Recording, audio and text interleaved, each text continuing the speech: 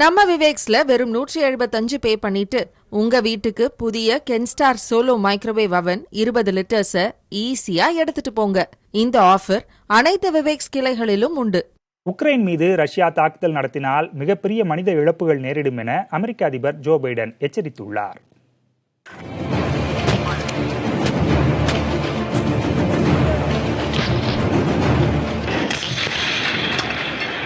Ukraine எல்லையில் கடந்த November மாதம் முதல் ரஷ்யா படைகளை குவித்து வருவதால் எந்த நேரமும் உக்ரைன் மீது ரஷ்யா படையெடுக்கலாம் என அமெரிக்கா உள்ளிட்ட நாடுகள் எச்சரித்து வருகின்றன.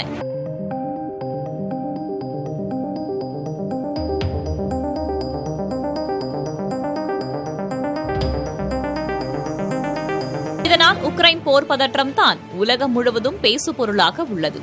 ராஜாங்க ரீதியில் இந்த பிரச்சினையை தீர்க்க ஜெர்மனி பிரதமர் மாஸ்கோ சென்று ரஷ்ய அதிபர் புதினுடன் பேச்சுவார்த்தை நடத்தினார்.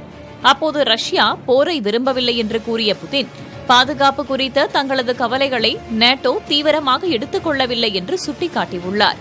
உக்ரைனை நேட்டோவில் இணைக்கக்கூடாது என்பது ரஷ்யாவின் நீண்டகால நிபந்தனை. ஆனால் நேட்டோ கூட்டமைப்பு மற்றும் உக்ரைன் இதனை ஏற்க மறுக்கின்றன. இதனிடையே எல்லையிலிருந்து சில துருப்புகளை ரஷ்யா திரும்பப் பெற்றதாக தகவல் வெளியானது.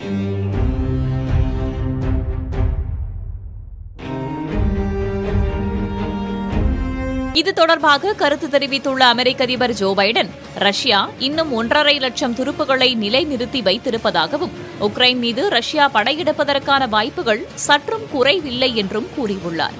உக்ரைன் மீது தாக்குதல் நடத்துவது ரஷ்யாவுக்கு பேராபத்தாக முடியும் என்று எச்சரித்திருக்கும் பைடன், இதனால் அதிக மனித இழப்புகள் ஏற்படும் என்பதை மறுக்க முடியாது என தெரிவித்துள்ளார்.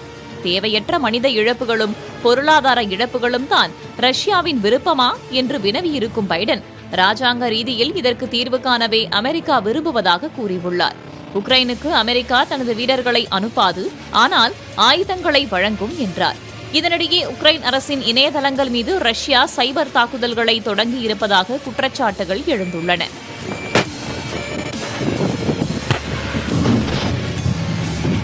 நம்ம விவேக்ஸ்ல வெறும் 175 பே பண்ணிட்டு உங்க வீட்டுக்கு புதிய கென்ஸ்டார் சோலோ மைக்ரோவேவ் அவன் 20 லிட்டர்ஸ ஈஸியா எடுத்துட்டு போங்க. இந்த ஆஃபர் அனைத்து விவேக்ஸ் கிளைகளிலும் உண்டு.